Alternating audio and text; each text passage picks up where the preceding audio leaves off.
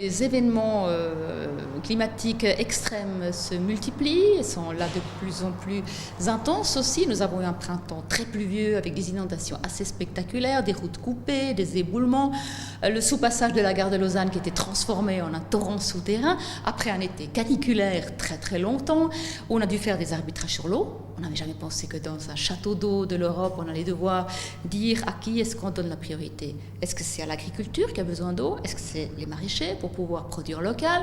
Est-ce que ce sera plutôt la force hydraulique? Parce que s'il n'y a plus d'eau, parce que tout le monde y a pompé, eh bien on n'arrive pas à faire tourner les turbines. Est-ce qu'on sauve les poissons? Qu'en est-il de la biodiversité? Est-ce qu'on peut encore avoir des canons à neige pour permettre à nos stations de moyenne montagne d'avoir un tourisme doux et familial?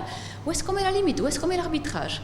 Donc on voit on est confronté directement à ces changements climatiques et nous avons des leviers au niveau communal et cantonal pour contribuer à la limitation des émissions CO2, mais aussi à l'adaptation au changement climatique. Ça passe par le soutien des initiatives qui sont individuelles, à un changement de comportement, et puis, par exemple, la mobilité qui émet énormément de CO2. Nous pouvons là aussi basculer progressivement vers des voitures moins polluantes, vers des bornes électriques plus accessibles.